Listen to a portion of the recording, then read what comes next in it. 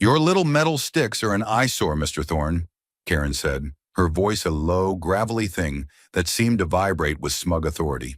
Her floral print muumuu, a riot of garish pinks and greens, billowed in the hot afternoon breeze, making her seem even larger and more immovable than she already was.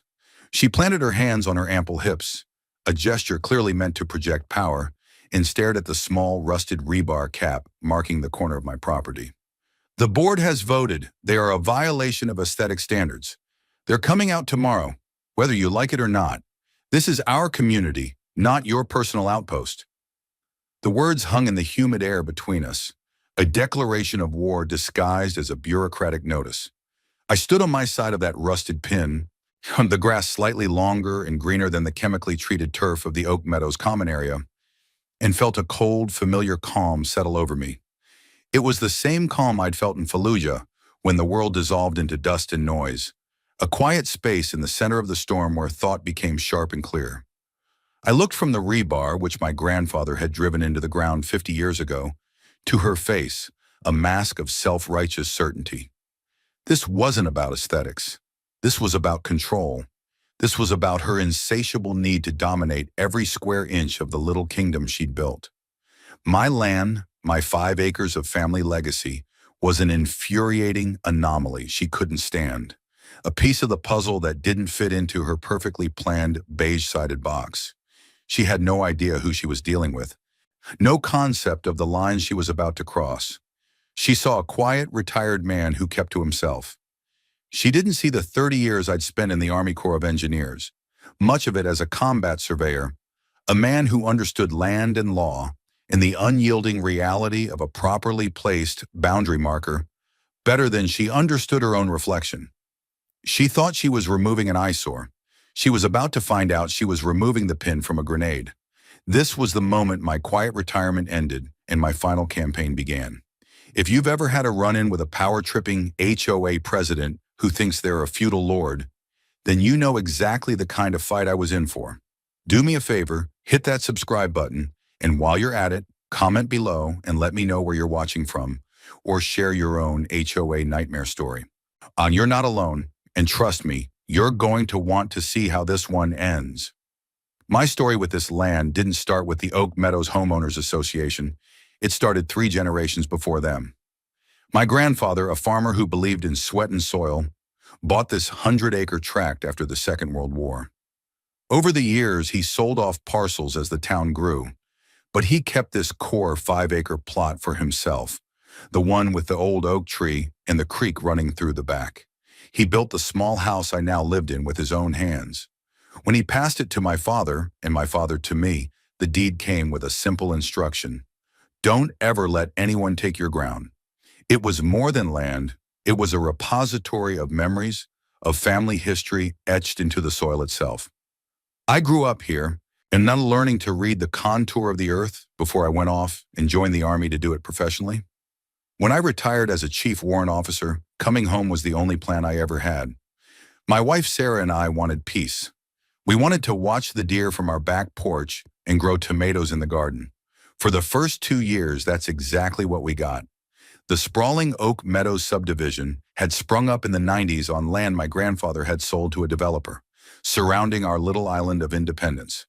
We weren't part of it, had no desire to be, and our deed made that explicitly clear. We had an easement for our driveway, and that was the extent of our legal relationship. But that wasn't good enough for Karen.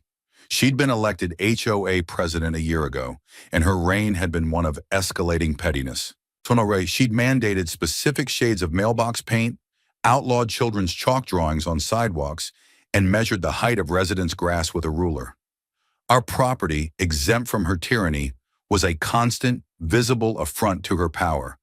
And those little survey markers, symbols of a boundary she couldn't control, were the focus of her obsession. She'd started by sending polite, then passive-aggressive, and finally demanding letters. I had ignored them all, secure in my legal standing. But her standing here today, delivering a direct threat, was a new level of aggression. It was a tactical miscalculation of epic proportions. She had escalated from a war of paper to a war on the ground, and that was a war I was uniquely qualified to fight and win. She mistook my silence for weakness. She was about to learn it was discipline. The sun was just beginning to burn off the morning dew when the sound reached me. A low rumble of diesel engines and the clatter of equipment. I was on the porch, a cup of black coffee in my hand, watching the light filter through the leaves of the old oak. I had been expecting them. Sarah stood in the doorway behind me, her arms crossed, a worried line creasing her brow. "Jack, are you sure about this?" she asked, her voice quiet. I turned and gave her a reassuring look. "I'm sure," I said. "They have no right. The law is the law." I'd spent the previous evening printing out copies of State Statute 817.35, the section regarding the willful destruction or removal of survey monuments. I had highlighted the relevant passages, the ones that mentioned fines and potential jail time. It wasn't a threat. Well, it was an education I was about to provide, free of charge. A pristine whitework truck with the Oak Meadows HOA maintenance logo emblazoned on the side rolled to a stop on the asphalt. Two men in matching tan uniforms hopped out, one carrying a long, heavy pry bar, the other a sledgehammer. They walked with the unthinking confidence of men who were just following orders, their eyes fixed on the first rebar pin near my driveway. They didn't even glance at my house. I set my coffee cup down and walked calmly across my lawn, my boots silent in the damp grass. I stopped about 10 feet from them, well within my property line. "Morning, gentlemen," I said. My voice was even, conversational. They both stopped, surprised.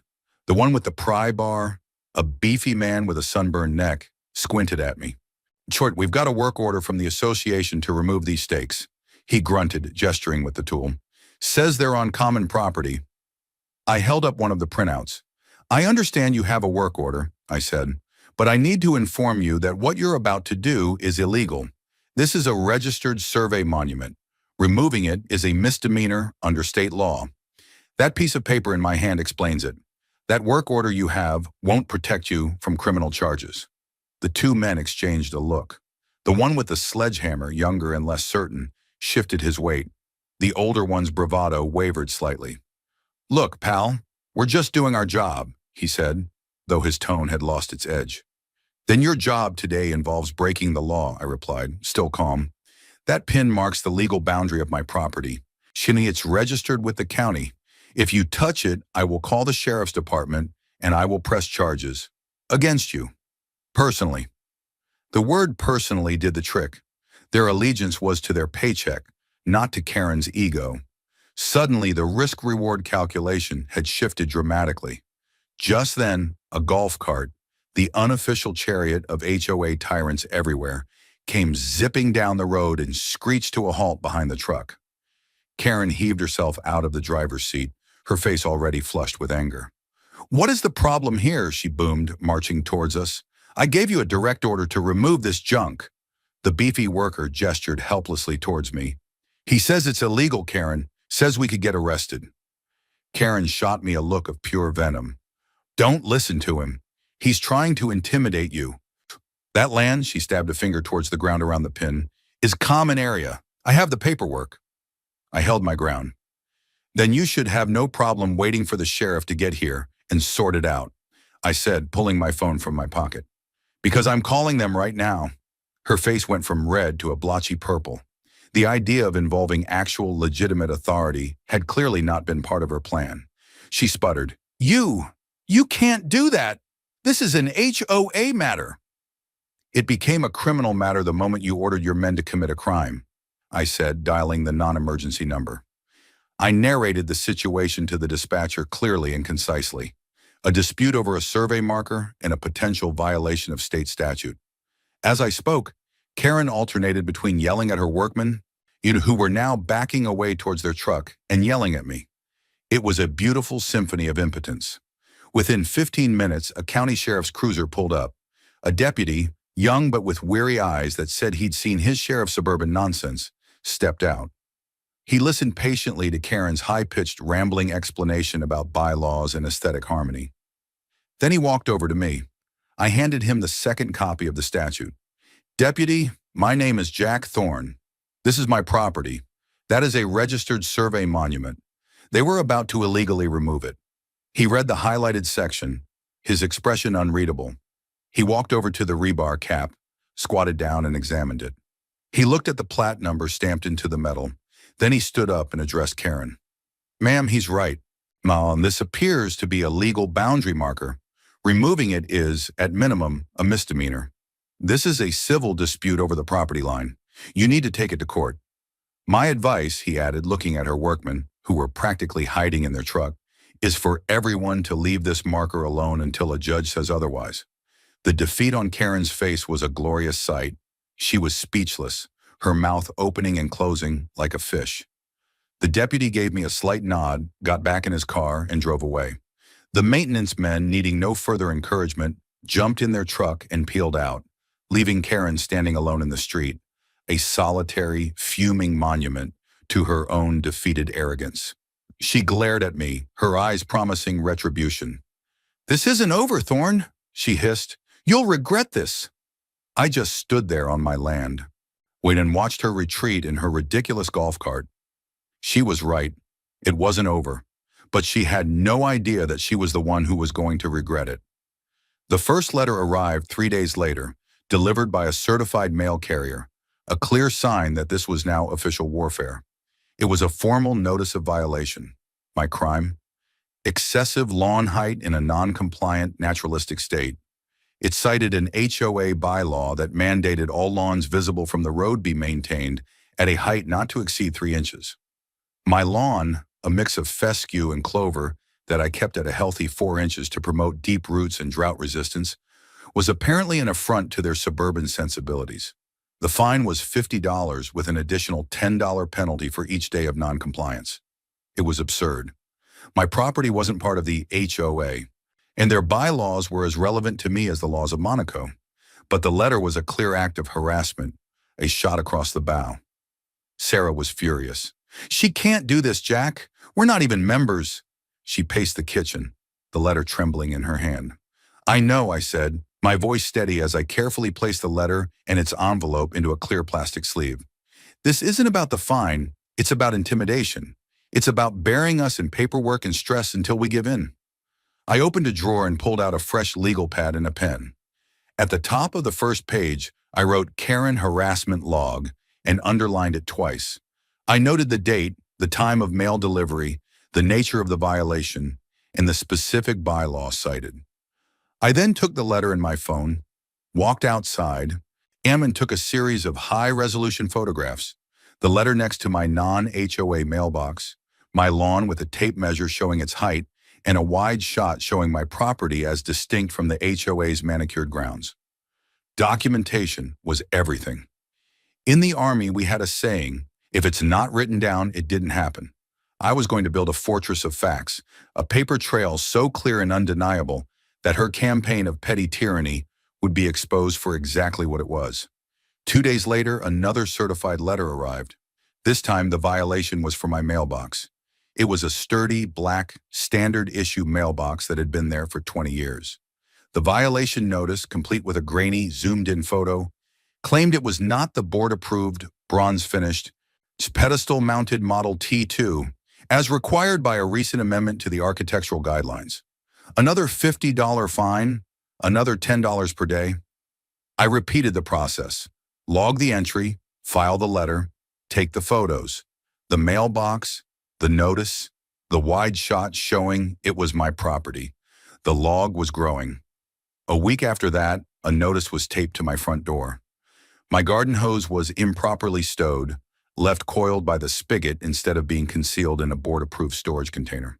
This one was even more laughable. The hose was 100 feet from the road, barely visible behind a row of azaleas.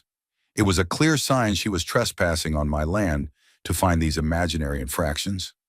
I logged it, photographed the notice on my door, and then used my old GPS unit to take a precise coordinate reading of where the hose was, proving it was deep inside my property.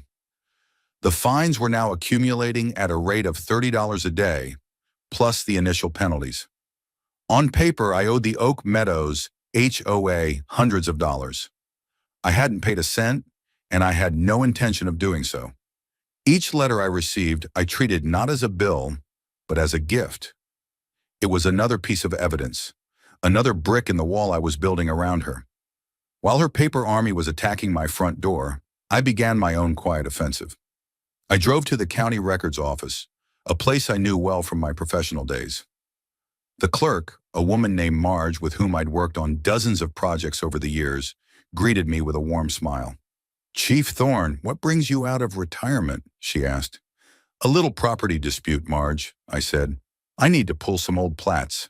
Well, the original survey for the old Henderson farm, circa 1960, and the initial subdivision plat for a development called Oak Meadows from the early 90s. Marge nodded, her fingers flying across her keyboard. "Coming right up." A few minutes later, she handed me two large rolled-up documents. I thanked her, took them to a large sunlit table in the back, and carefully unrolled them.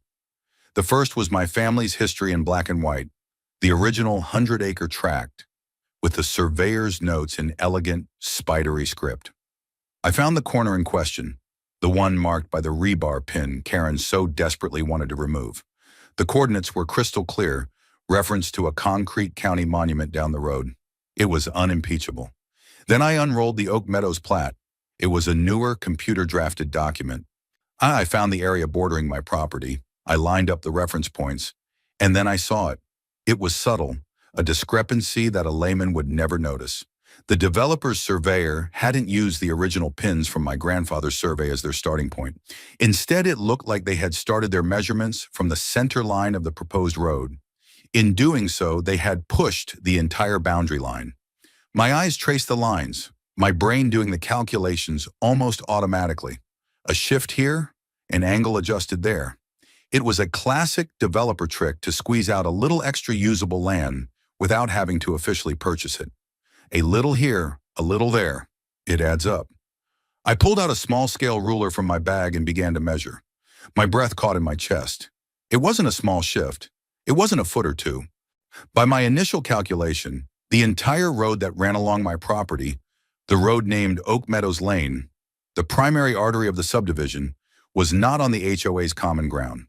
The road, the sidewalk, the manicured grass strip, and the underground utilities were all sitting squarely, unequivocally on my land. It wasn't an encroachment of inches.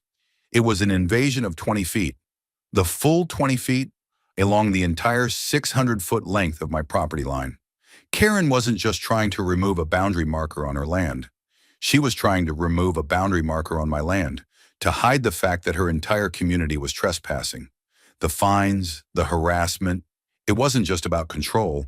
It was about concealing a 30-year-old crime. A cold, hard knot of certainty formed in my gut. My initial rough calculations on the old plat maps were one thing, but I knew that to win this war, I couldn't just be right. I had to be indisputably, legally, and professionally right. I needed a modern survey, one conducted with satellite precision and certified by an authority that no one, not Karen, not the HOA, not a judge, could question. I drove home, the rolled-up maps on the passenger seat like a declaration of intent. When I walked into the house, Sarah could tell something had changed. The weary frustration in my eyes had been replaced by a flinty resolve. I spread the two maps across the dining room table, the old hand-drawn plat next to the newer, computer-generated one. "Look," I said, pointing to the discrepancy. "Here's our original property line, established in 1961. See how it's referenced to this county monument? It's solid. Now look at the developer's plat from 1993. They didn't use our monuments. They based their measurements off the road they were building. They shifted the entire boundary. I used a pencil to trace the two different lines. The gap between them was stark. The road," I said, my voice low and steady, "is on our land. The whole thing. The sidewalk, the streetlights, everything." Sarah stared at the maps, her mind processing the implications. 20 feet, she whispered. "For the whole length of the property?" "Every inch of it," I confirmed. "They've been trespassing for almost 30 years. We stood in silence for a moment, the enormity of it sinking in. This was no longer about a garden hose or the color of a mailbox. This was about a massive, long-term encroachment on our property. It's a theft of more than a quarter acre of our land. "What do we do?" Sarah asked, her voice a mix of awe and apprehension. "A proper survey is going to cost a fortune." I had already done the math in my head. A full boundary survey by a licensed professional, especially one that would be used in a legal dispute, could run anywhere from $5,000 to $10,000, maybe more. It was a significant chunk of our savings. It was a gamble. But as I looked at the evidence before me, I knew it was a gamble we would win. It's an investment, I told her, taking her hand. It's an investment in our peace. It's an investment in putting that woman in her place permanently. We do this right, we do it by the book, and we end this. For good. She squeezed my hand, her resolve matching mine. Okay, she said. Let's do it. The next morning, I made the call. I didn't just look for any local surveyor. I used my old network from the Army Corps of Engineers to find the best. I found a man named Marcus Cole, a semi-retired surveyor who had spent 20 years working for the Federal Bureau of Land Management. He specialized in boundary disputes and had a reputation for being meticulous, impartial, and utterly unshakable. When I explained the situation to him over the phone, there was a long pause. A 20-foot shift on a subdivision plat from the 90s? He finally said, a note of professional interest in his voice. That's bold. I've seen it before. Developers get sloppy or greedy. County inspectors back then were overworked. Things slipped through. He agreed to take the job. His fee was at the high end of my estimate. Get a flat $8,000 for a full field survey, monument recovery, and a certified record of survey map that would be filed with the county and would, in his words, be as solid as granite in a courtroom. He told me it would take him about a week to do the background research and another few days for the fieldwork. When I hung up the phone, I felt a weight lift.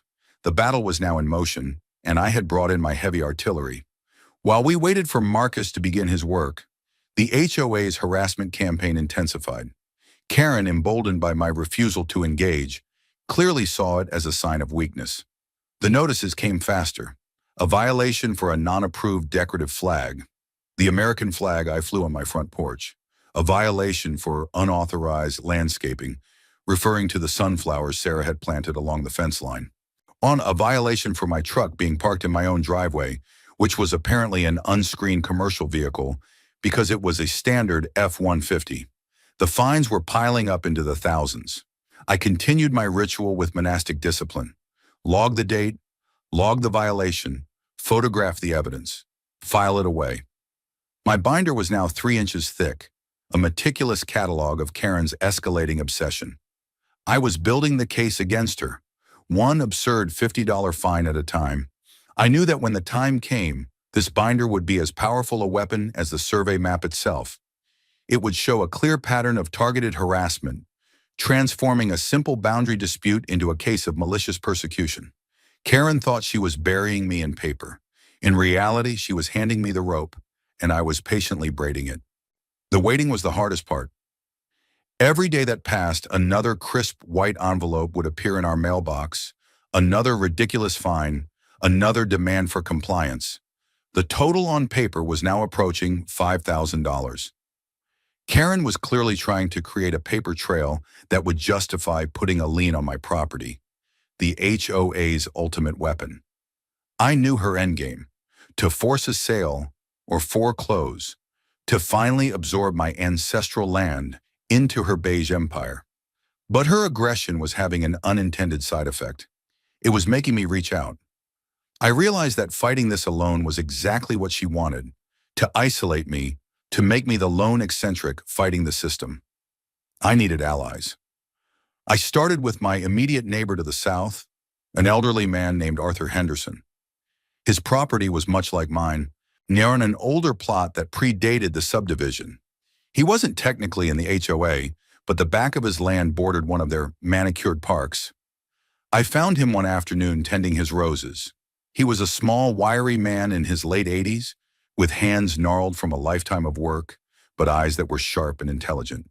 "Mr. Henderson," I began, "I'm Jack Thorne, from next door." He smiled, wiping his hands on a rag. "I know who you are, son. Saw your run-in with the Dragon Lady the other day. Good for you. Someone needed to stand up to her." This was a promising start. I explained what I had found in the county records, the 20-foot discrepancy. Arthur's eyes lit up with a spark of old memory. "You know," he said, leaning on his rake, "I always thought that road was a bit close. When they put it in, I remember telling my late wife, Mom Martha, that it felt like they were cheating the line. Old man Henderson, your grandfather, was meticulous. His survey pins were gospel. The developer was a slick fella from out of town. Rushed the whole thing. He told me about the early days of the HOA, how it started with good intentions but had morphed into a petty dictatorship under Karen's rule. She fines me for the dandelions that blow from my yard into her precious park, he said with a wry chuckle. Sends me these official letters. I use them to start the fire in my wood stove. I had found my first ally. He didn't have the technical knowledge I did, but he had something just as valuable: historical context and a shared contempt for the enemy. My next stop was the Garcia family, who lived across the street, squarely within the HOA's jurisdiction. I'd seen Karen berating Mrs. Ari Garcia in her own driveway about a portable basketball hoop the week before. I found Mr. Garcia outside shooting hoops with his two young sons. I introduced myself and cautiously brought up the HOA. His friendly demeanor immediately hardened. That woman is a nightmare, he said, bouncing the ball. We got 3 violation notices last month. 1 for the basketball hoop being left out. 1 because my son's bike was on the lawn. 1 because our recycling bin was visible from the street 12 hours before pickup day. It's like living in a police state. I told him I was fighting back and that I was gathering evidence of Karen's overreach. I didn't mention the survey just yet. It wasn't time to play my ace. I just wanted to know if he'd be willing to speak up. What's the point, he said, the frustration clear in his voice. Aha, she controls the board. Everyone's too scared to run against her. She'll just put a lien on your house if you make too much trouble. That's what she wants you to think, I said. She has power because people are afraid to challenge it. What if they weren't? What if people started comparing notes? I gave him my phone number. Just think about it. Keep a record of every interaction, every notice. You never know when it might be useful. He was hesitant, but I saw a flicker of defiance in his eyes. He was a man trying to raise his family, being bullied over trivial matters.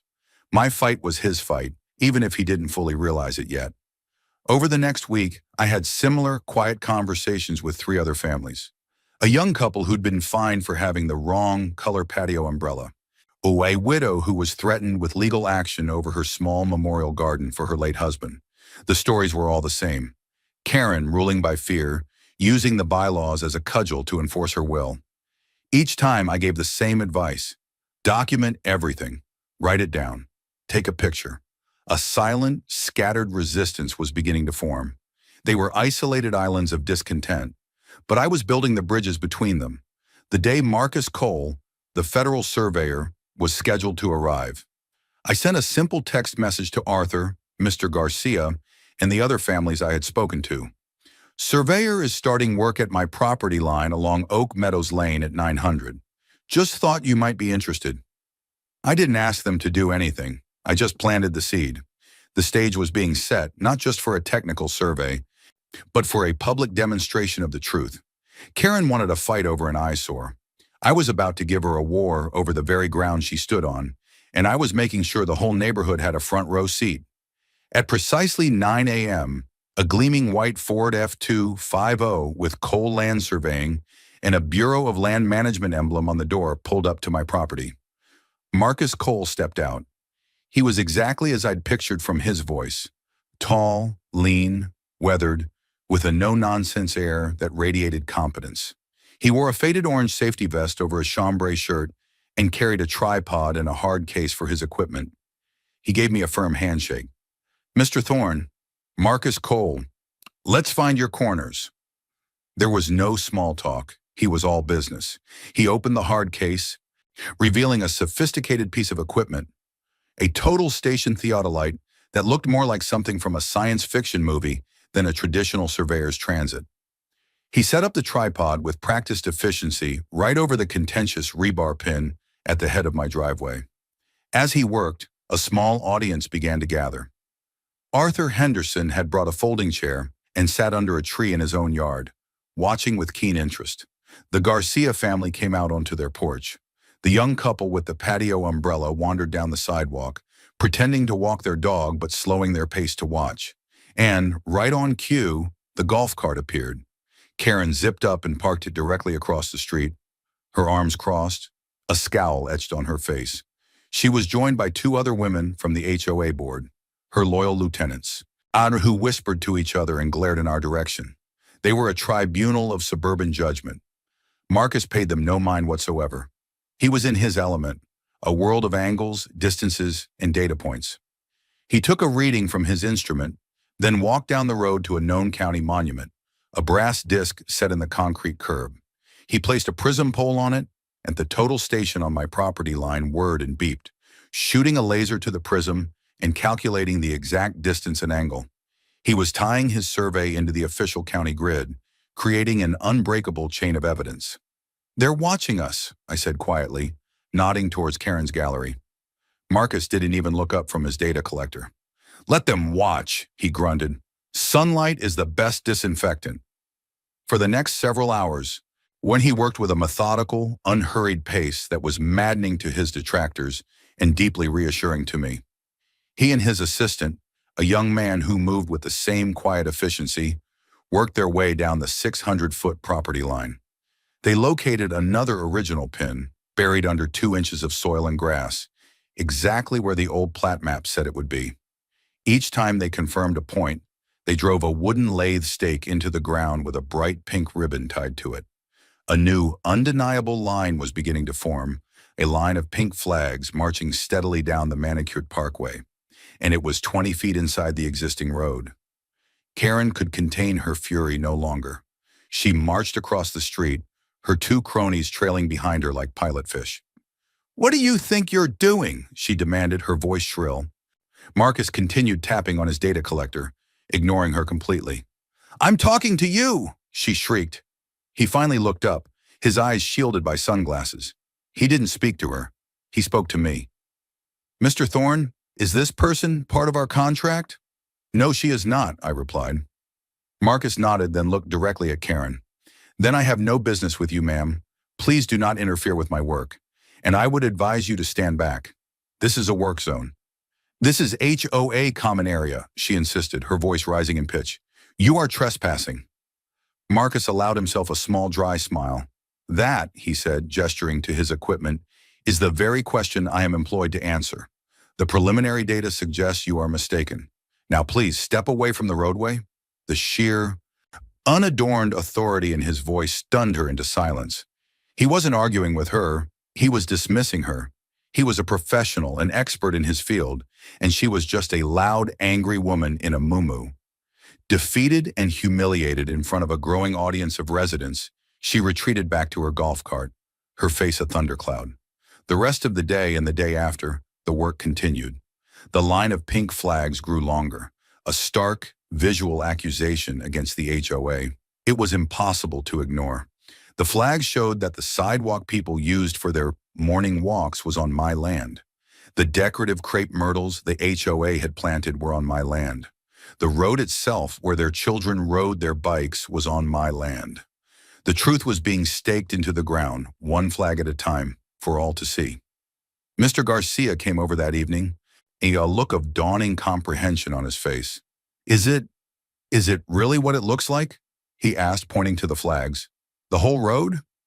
I just nodded. "The whole road."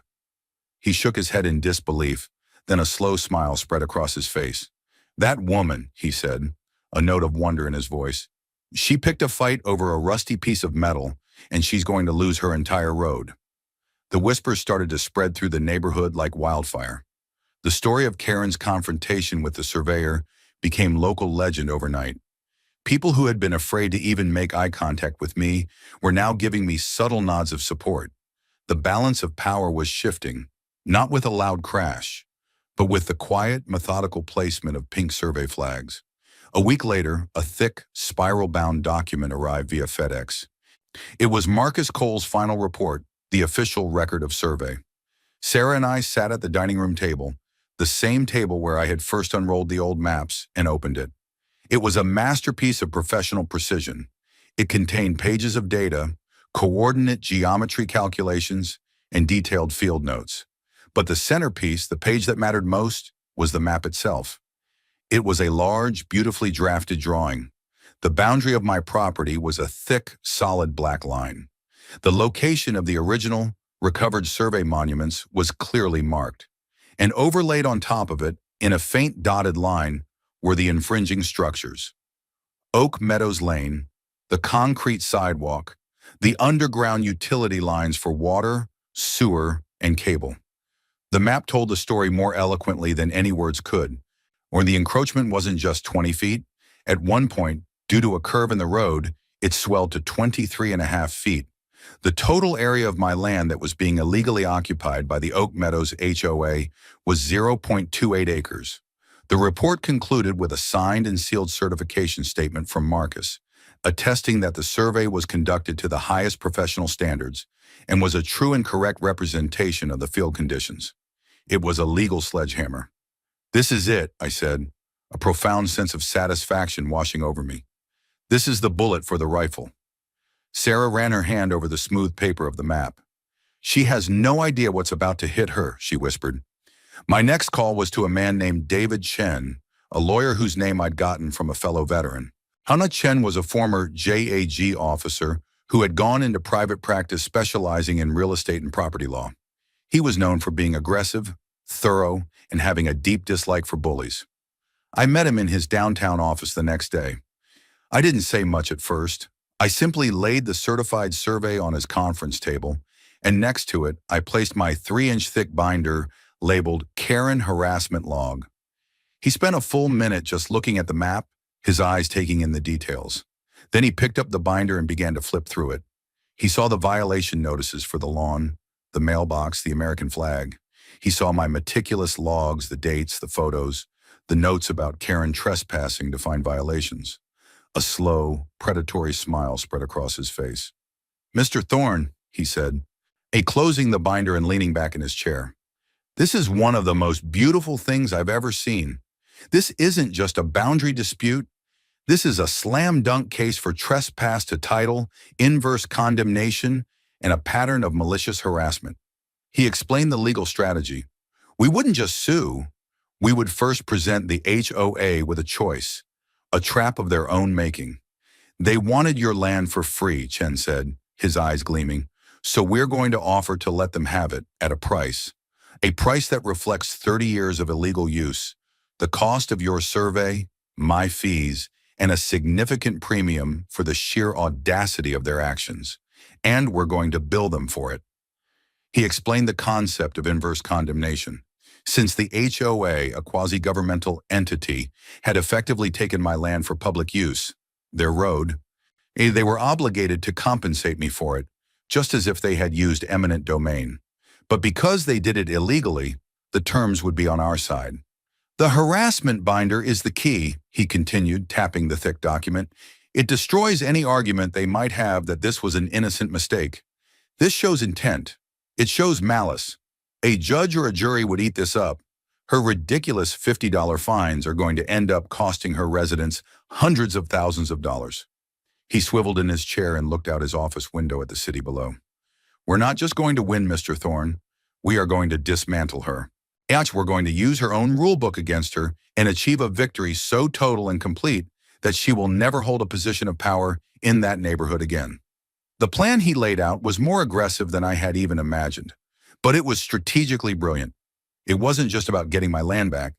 It was about holding a tyrant accountable and using the law as a tool of justice, not oppression. When I left his office, I felt 10 feet tall. The quiet defensive war of documentation was over. The offensive was about to begin. David Chen worked quickly. Within 48 hours, he had drafted a 10-page letter that was both a legal document and a work of art. It was addressed to Karen personally as president and to every member of the Oak Meadows HOA Board of Directors. It was sent via certified mail with return receipt requested to each of their home addresses. The letter began politely enough, introducing him as my legal counsel. Then it got down to business. It stated, in no uncertain terms, that a certified boundary survey had confirmed a significant and long-standing encroachment upon my property. It referenced the survey by its official filing number with the county recorder, making it a matter of public record. It detailed the exact square footage of the trespass, 12,284 square feet, or 0.28 acres. It then methodically listed every single infringing item: the asphalt road, the concrete curb and gutter, the sidewalk, the underground water and sewer mains, the fiber optic cable, the streetlights, and 12 crepe myrtle trees. The next section was the financial accounting. Chen had hired a commercial real estate appraiser to determine the fair market lease value for a quarter-acre of developed land in our area. The number was substantial. The letter then calculated the retroactive lease payments for 30 years of unauthorized use, with a modest rate of interest compounded annually. The subtotal alone was staggering, well into six figures. To this, Chen added the full cost of the $8,000 federal survey. He added his own legal fees, and then he added a line item simply titled, "Damages Resulting from a Pattern of Targeted Harassment." This is where my binder came into play. The letter included an appendix, a summary log of every single violation notice I had received, demonstrating that the HOA's actions were not based on a good faith mistake, but were part of a malicious campaign. The grand total presented in the letter was a number so large it was designed to induce shock and immediate panic: $485,000. The final section of the letter was the masterstroke. It was titled Settlement Options. It didn't threaten a lawsuit, not yet. Instead, it offered the HOA two paths forward. Option A: the HOA could purchase the 0.28-acre strip of land from me. The purchase price was the full $485,000. This would grant them a clear title to the land their road was on and resolve the matter permanently. Option B: if the HOA did not wish to purchase the land, they were to immediately cease and desist their trespass. This meant they had 90 days to remove all infringing structures from my property at their own expense. This included digging up and relocating the entire 600-foot section of road, the sidewalk, and all underlying utilities. The letter explicitly stated that failure to accept one of these options within 30 days would result in a lawsuit seeking the full amount plus punitive damages. I read the draft before he sent it, and I couldn't help but smile.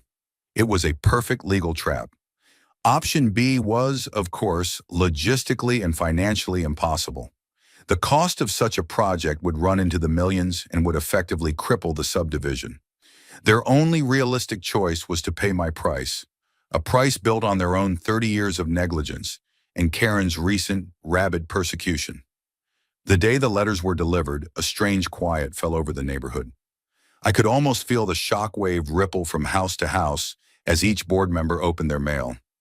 I imagined Karen, sitting in her living room, her face draining of color as she read the demand for nearly $500,000, a bill she had personally brought upon her entire community. For 2 days there was silence. No new violation notices appeared. No golf cart patrols. It was the eerie calm before a storm.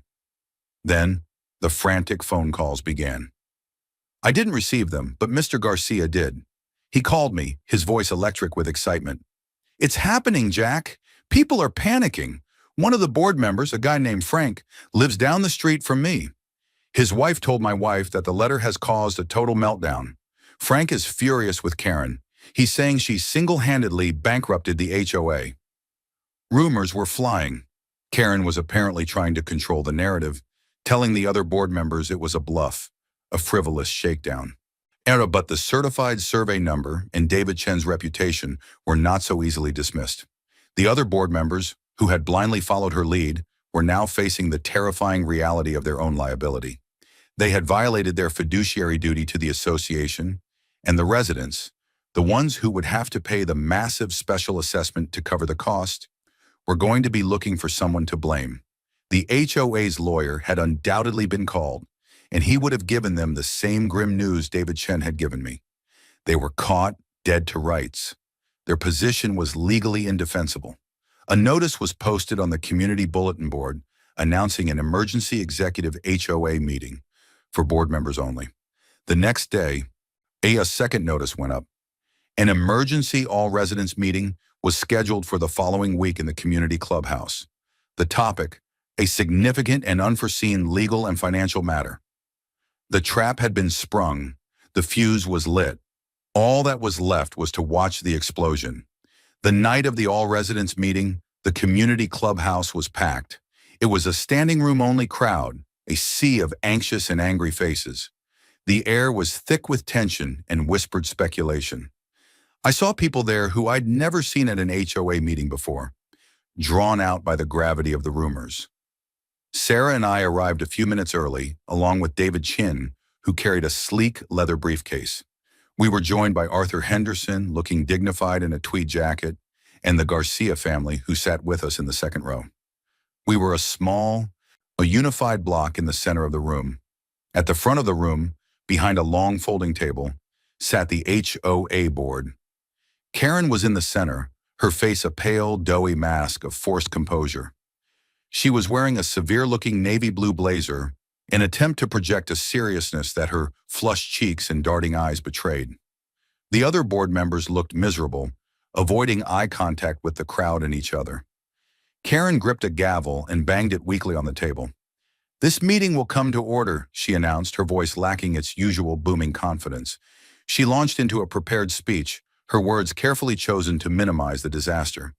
"As you know, the board has been dealing with a property dispute initiated by a non-member resident." She avoided using my name, as if saying it would give me power. "This individual has made some aggressive and baseless financial claims against our association. We have our lawyers looking into it, and we are confident that this is nothing more than an opportunistic attempt to extort money from our community. We want to assure you that the board is handling this and that your interests are protected." It was a pathetic attempt at damage control. Before she could continue, a man in the back of the room shouted, "Baseless! I heard he has a federal survey! Is that true?" A murmur went through the crowd. Karen's composure cracked. "The validity of that survey is highly questionable," she snapped.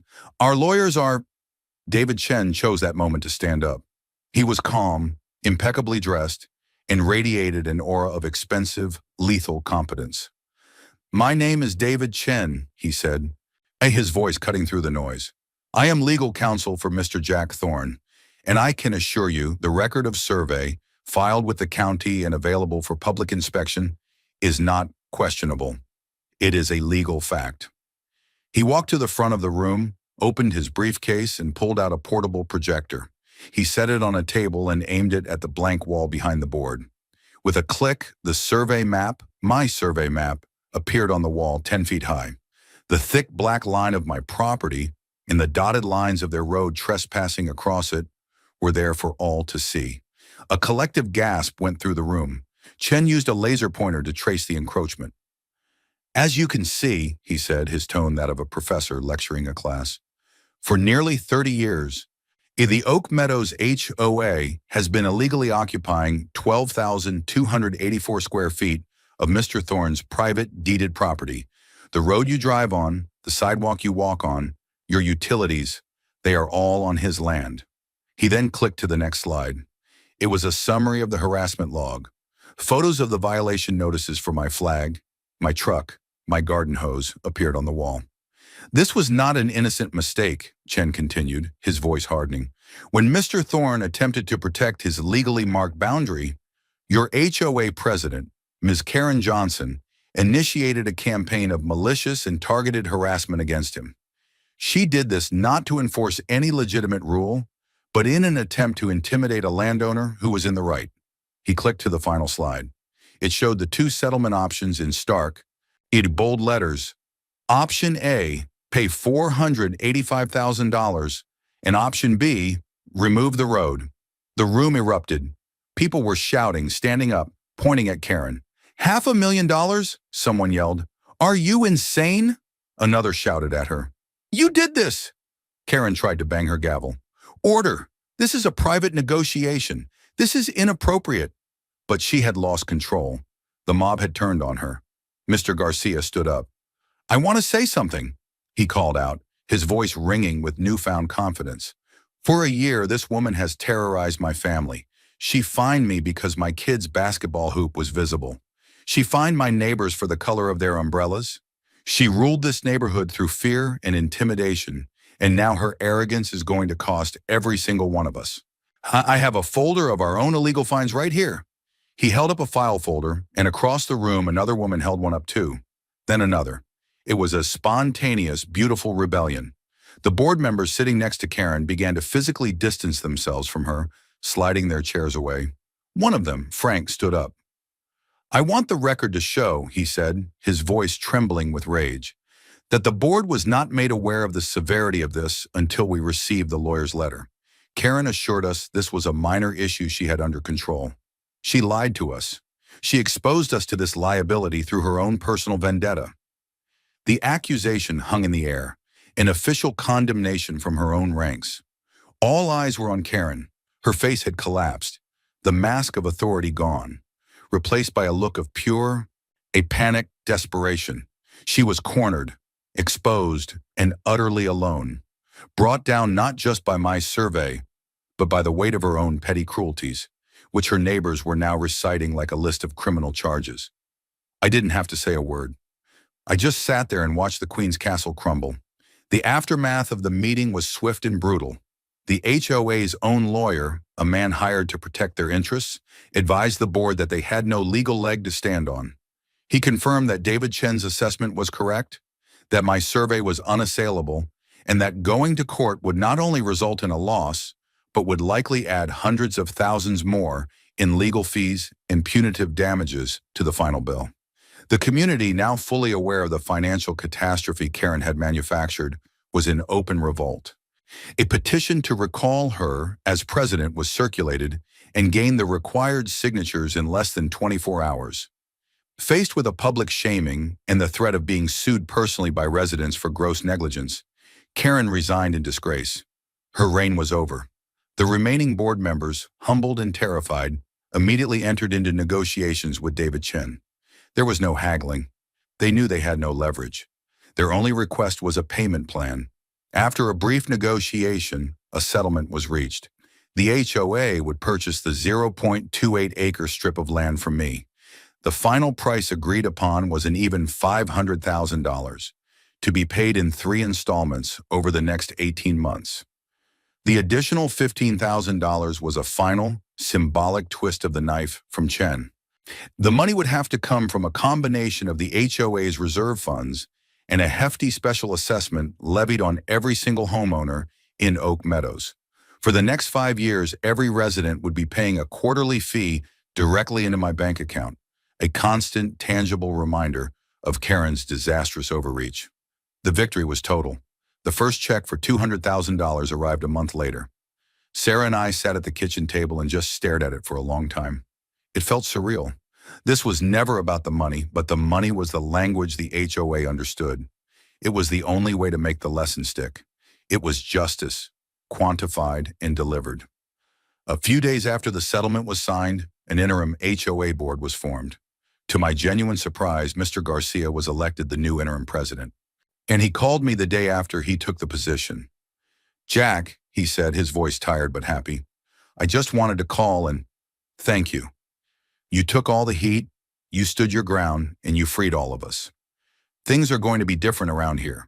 We're going to rewrite the bylaws, focus on community, not control."